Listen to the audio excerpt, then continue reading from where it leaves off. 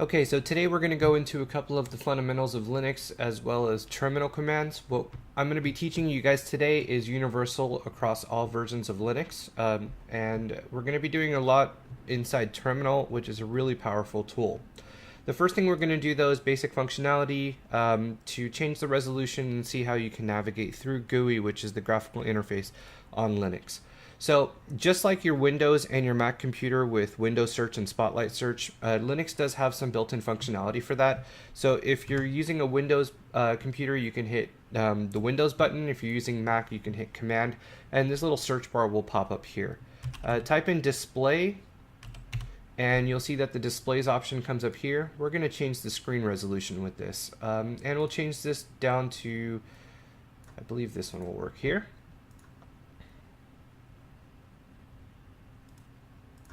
All right, and we'll just apply these changes real quick. There we go. And depending on your system, you will have to do different changes. For high display, high DPI, or the high definition monitors, there is an additional setting that you will need to change. It's, I believe, under the tweaks tool. And here it's under fonts. So what you need to do is change your scaling factor because of the high DPI to a scaling factor of usually 2. Now, if I do that here, what it's going to do is it's going to make the font extremely big because I don't have a high definition Ultra HD monitor. So make sure that when you guys do this, it's based off of the monitor that you have. You can go through the file structure the same way that you would on any computer through files, and you'll see I don't have anything here, but the file structure everything can be navigated through here. However, you might notice that sometimes to do things through the graphical interface, it might be a little bit more time consuming, or you might be restricted in certain ways, whereas with terminal, things happen a lot easier. Now, Linux itself is an open source operating system that's similar to Unix, the operating system that's used on Apple. And it's originally created in 1991 by a guy named Linus Torvald. So Linux is open source, meaning that the operating system code is available for editing, and companies will often change the code to their needs, and this helps to increase security as well, because it's hard to predict what kind of system they're using. Kali Linux is specifically designed as a security tool. So this system of Linux will not be used as a daily user. It doesn't really work well like that, but it has over 300 built-in pen testing applications. As well, it can run on ARM-based processors, which are in your smartphones, and specifically a machine called the Raspberry Pi, which is a really small and lightweight computer. So that's why a lot of people do like Kali Linux when it comes to security. As another great benefit of Kali Linux is it does offer training courses on Kali Linux Training Dojo, and there is an Offensive Security, which is the company that makes Kali Linux. There's an Offensive Security certification that's available. It is a pretty costly certification, so if you do plan on pursuing this, I would recommend trying to find a company that is willing to reimburse you for that. So now let's go over some terminal commands and just the basics of this. Again, this will work in all versions of Linux, which makes it really cool. So the first command we're going to go into is the cd command. CD stands for change directory. So we're going to change directory into our home directory. Now there's two ways to do this. You can do cd enter, or you can do cd and tilde. What you'll see now is that, again, we're already in the home directory, but the directory that you're in and the files that you're in are going to show right here next to the pound sign. The pound sign is different depending on what user you're signed in as. A super user or a root user, which is the equivalent of an administrator, has the highest privileges, and that's denoted by the pound sign. However, a standard user will have a $sign. And typically, if you're using a daily version of Linux, like Ubuntu or Mint, you want to make sure that you're very rarely logged in as a root user, because you want to make sure you don't accidentally do something like delete your entire user folder, which it will allow you to do if you are logged in as root. So you want to make sure that you're normally not just browsing around your computer as a root or super user. Now, once we're in the home directory, we want to make sure that we are where we want to be. So pwd will tell you where you are. And again, since I don't have any other users on this version, we are in the root directory, which is our home directory here. Okay, and let's take a look at some of the files that are in this root directory. So what we're going to do is hit ls, and this is a list command, this will list the files and directories that are available. Anything that's in blue in Linux is a directory. So let's change directories. Again, we use the cd command to change directories. So let's change directories to desktop. So once you're in the cd desktop, when you type that in, and you can hit tab to autocomplete the rest of your word, now you'll see that it changed from home to nothing to home desktop. And just like the way that this format is, I can use that to quickly change to something like documents. So if I did cd / documents, now I can go and immediately change from desktop to documents. Another way to do that is to do the cd ... And what this will do is it will move you one level up in your directory. So I went from cd documents to back to my home, the root folder here. The home folder. And what we're going to do now is let's make a directory. So this is an important command. Like if you want to make a directory and put all of your important files in there, you can do that through terminal. So what we're going to do is we're going to do the mkdir. This allows me to make a directory, and I'm going to call this directory test. All right. And if I do the ls or list command again, you'll see that there is this test directory that I created. And so a lot of the stuff that I'm going to be doing now I'll do in the test directory, so it doesn't really affect the other stuff that's on my system. So again, cd test, right? And if we ls, you'll see that this is an empty directory. Now, this leads to the next command, which is a cat command. Cat stands for concatenate. And you can use this to create a file, you can use this to view a file, and you can use this to combine files or add to files. Okay, so what I'm going to do is I'm going to do cat and then a forward arrow, or forward arrow would be a good way to say this. And I'm going to call this file file1. All right.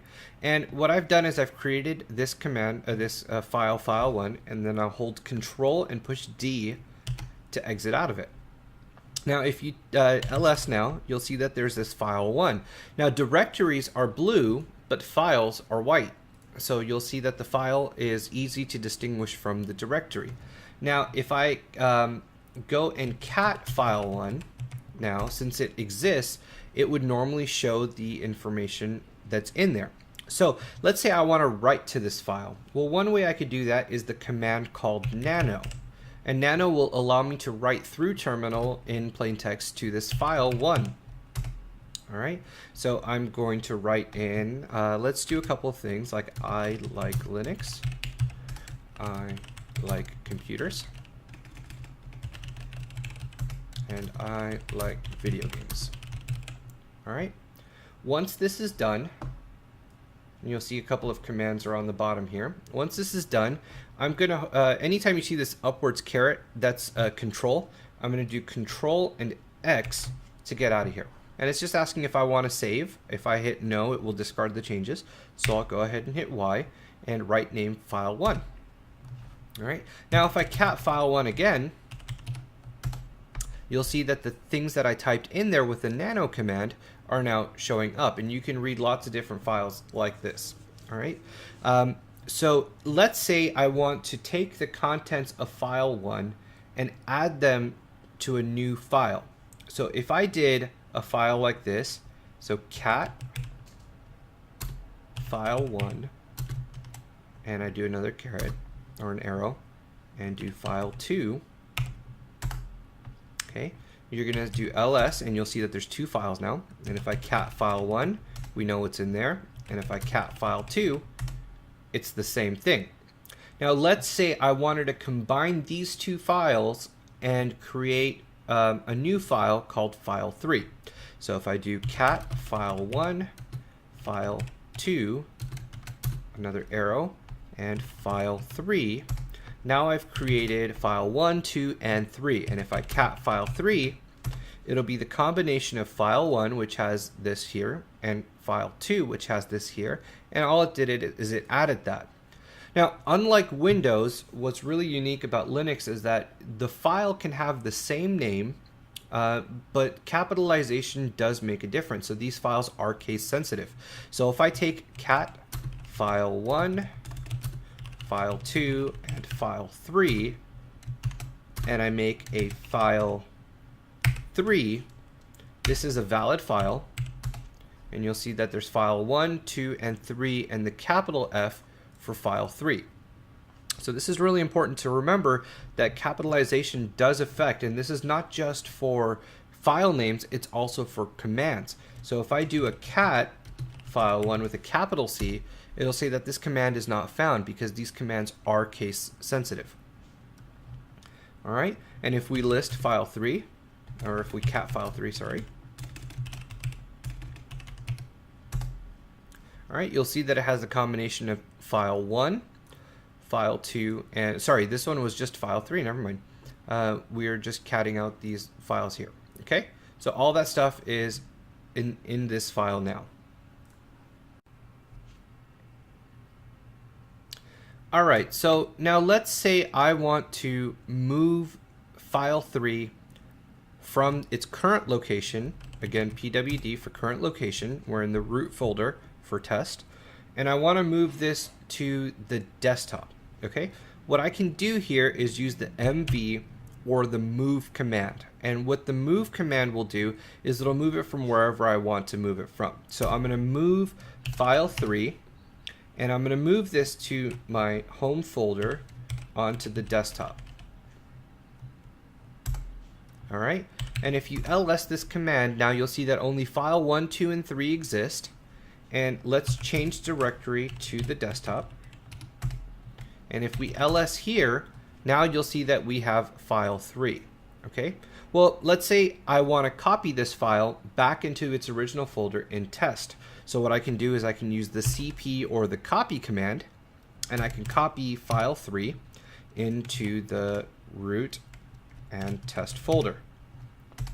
Okay, that way you'll see that the file 3 is still here. And if I change directory into test, the file 3 is also here. And if I want to rename this file, there's the move command does that. Now remember, everything in Linux is a file. So if I do mv file 3 and I want to rename this to file 4, what it's doing is it's technically under the hood moving file 3 into file 4 that we're creating. Okay, so now if we ls again, you'll see file 1, file 2, and file 3. Now, let's say I have a new file that I'm going to create called file 5. And I know it's getting a little complicated with these files, but you know, just for learning purposes. So I'm going to create a new file called file 5, and file 5 here. All right, Control D to exit out of that again. And what I'm going to do now is I'm going to add some information into this. All right, nano file 5, and what I'll put in here, let's just do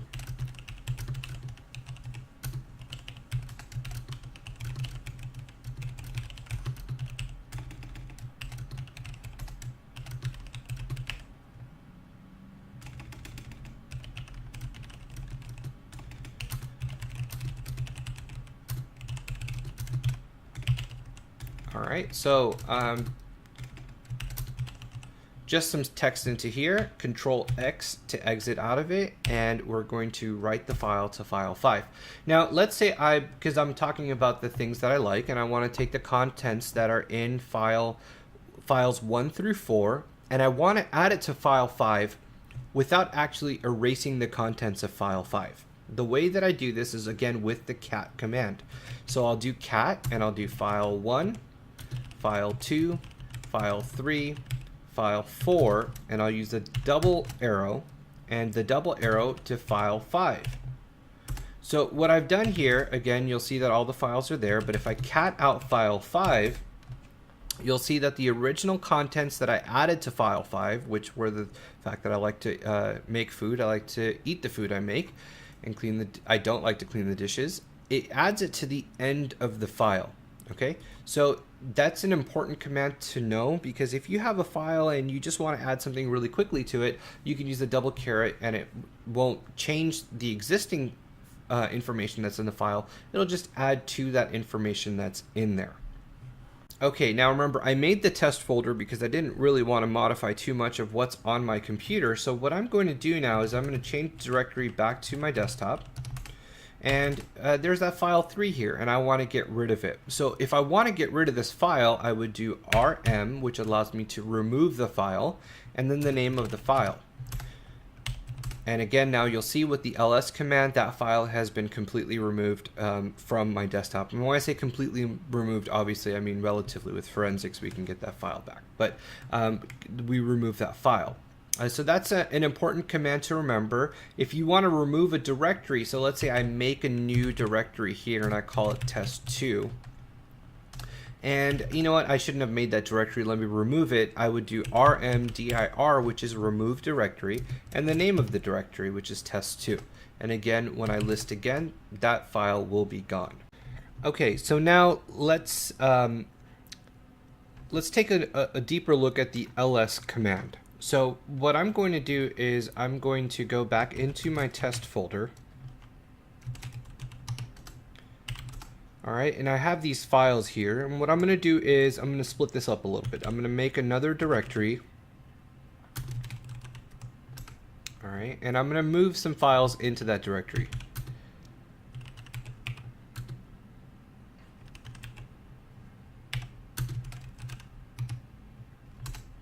All right, so if I ls again now, you're going to see we have this directory called test2, file 1 and file 2, file 3. These files are not part of test2.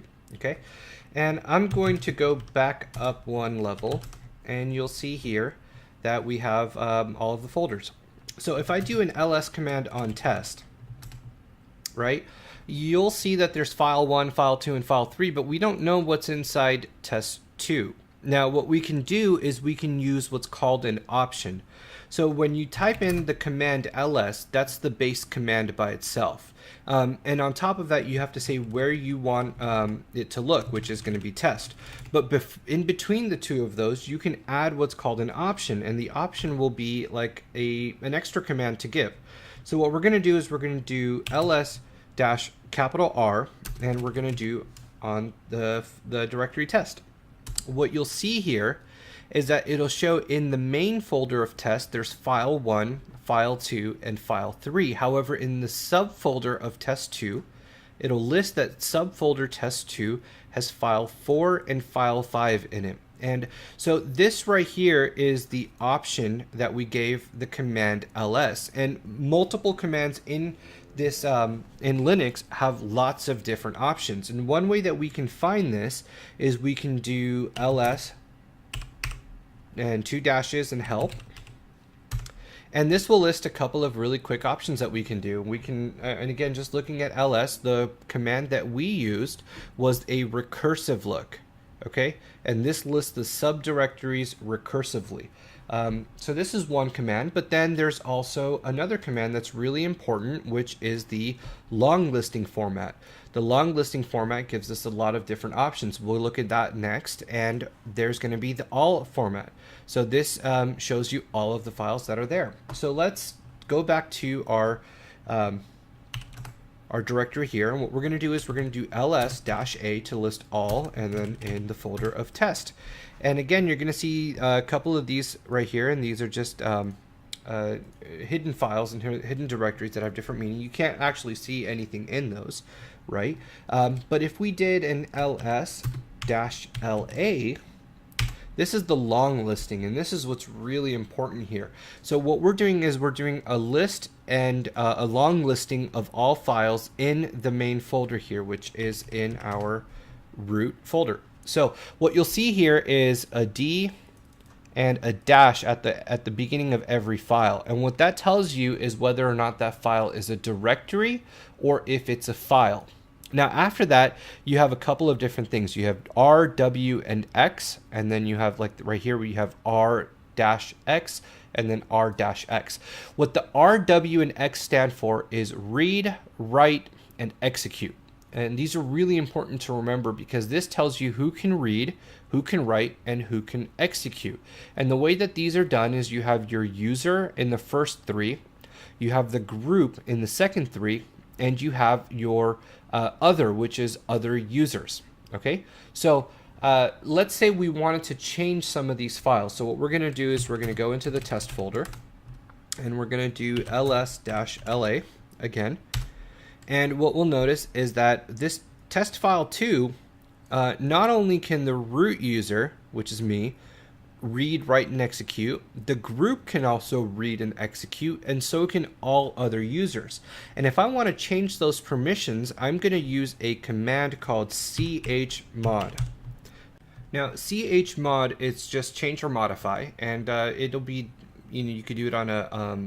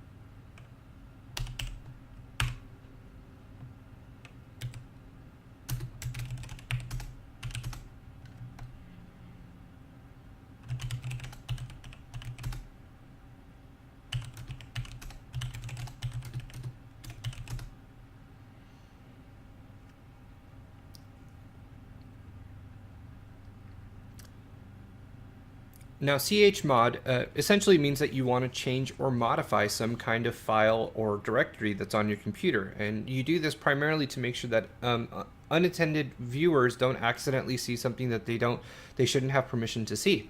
So the way that it works is that you're going to type in the command, which is chmod, and then you're going to say what you want to do. So you can specify that you want the user, the group, or other. And for example, right now on the test file, what you'll see is that the test file, the user, which is me, can read, write, and execute. And the group can read and execute, but they can't write to it. And other, which is other users on the computer, can both read and execute. And what I want to do is I want to take away these read and execute permissions from the other group. So what I'm going to do is I'm going to put O, which stands for other, minus to take away those permissions, and R and X because they already don't have ability to write to it. So R and X, and then the file. So it's going to be test2. So once I do that and I do ls-la again, you'll see again that now it's changed. Your user can read, write, and execute. The group can read and execute, whereas the other users on the computer can't do anything. So if I had another user on this computer and this user tried to go into this file, then it wouldn't work. Now, the other thing is, again, we can do the help on here, is that applies to just the folder. Okay, and again, this recursive option is also in this file. So if I went and I changed directories into test2, so cd test2, and I ls-la again, you'll see that right here on file 4 and file 5, users on this computer can read this because I didn't do a recursive change. The terminal is very clear on what and how things are done. So in this situation, I didn't specify that I wanted other users on the computer to not be able to read my files. I just didn't want to give them access to the folder. And as a security standpoint, that's a pretty bad way of doing it. So let's say I went back to the test folder and I redid the chmod command to take away from the other group the read, write, and execute, right? So we're going to do rwx, except now this time when we do it, we are going to add in that recursive option and then denote the file, test2, All right. And if we go into our test2 again, and we do lsla, you'll see that I no longer have permissions for any of the files that are in here. And that's exactly, you got to be careful when it comes to things like this. Now, when I do help on these commands, it just gives me a really quick overview of some of the commands that are available. And it gives me not only an overview, but a brief description of it. But if I want to go in and see the full manual of these commands, I can do a command called man. And what man does is, man is essentially short for manual. So let's say I wanted to do a man command on the ls function. What I would do is I would type in ls man. Oops. Man ls. I got that mixed up right there. And what this will do is, this is a full-blown manual. And this is the manual page for the ls command. So it goes through and it gives you a description, the synopsis, which is how you use it, the different contents, and you would just go through and you hit the arrow buttons. You can't scroll on this. You can, I guess. You would use the arrows or the scrolling, and it gives you a more detailed description of this command. And you can do this for anything. So for example, if I did man chmod, I can see this is a very descriptive compared to the ls. This is a much more descriptive page, right? And so this one, this is a way for you to teach yourself without having to go to Google or anything like that. And it's going to be specifically for the command that you want to use. Now, the last thing that we're going to do is we're going to cover the find and grep commands. This will allow us to find files in our systems as long as we know something about them, whether they're characters or what kind of format they end in. And so what I did in preparation is I went into the root folder, because again, all of my files are in the root folder. So I'm going to switch over to root. And again, you'll see my test folder is here. And I changed some of the files in this folder to .txt, but you know what? I forgot which files those are. So what we're going to use is we're going to use the find command to find where these files are. So what we do is we type in find, which is the command. And we're going to look in the root folder. And what we're looking for is the name of the file, because we know we changed something, we just don't remember what it was. And we're going to use a wildcard. Now, what a wildcard is a wildcard will essentially anything, whatever the front of it is, because we don't know what the name of it is, it's just going to search through all of our files. As long as it ends in a .txt, it's going to return what that file name is. So we're saying find in my root folder the name of the file as long as it ends in .txt. And here you have a couple of files that are in the cache and stuff, and we're going to ignore that because really what we want to know is these files. So now I know if I navigate to my test folder that file 1 and file 2 end in .txt. Now, let's say we don't remember the file, but we remember some of the contents of the file. And for this, we can use the grep command. Grep is really, really awesome. So grep will find characters or words that are inside of your sentence. So we're going to do grep. And again, we're still in the root folder. So grep, and we're going to do recursive because we want it to search through all of the subfolders. And we're going to go through grep, recursive, and we're going to look specifically for the word that I put in a lot of these, which is I like. All right, and we're going to tell it where to look, which is in the home directory. Now, this is a good error that I got. What this means is that there's something wrong with my formatting that it didn't have here. And what I noticed is I used a single quotation here, but I used a double quotation. To get out of this, I hold Control and I hit C, and that will cancel out my command. And instead of having to retype everything, if you hit the up arrow, this will scroll through some of the commands that you've done in the past. And what this will do is make it easier for you to find out whatever you've done. So let's redo this. All right. It didn't like my formatting. Oh, I'm sorry. We're not looking in the home folder. We're looking in root because we don't have any users, so there's nothing in home. So now that we go through that, look at this. It tells you, it's searched through the whole thing here, is that we're looking for anything that contains the words I like. And it's showing every instance of it that it found. So it's not just going to find one file, it's going to find every instance of what I was looking for. So for example, I have root, test, test2 and file 5. Now the way it was able to look in my subfolder is because I used this recursive option. And I know I'm repeating some of these concepts often, but this is really important that you need to know that you have to be specific with terminal. But once you get really specific with it, it's a really powerful tool. Now Linux Survival is a free tool for people to learn about Linux. And what you can do there is you can, I believe they do have some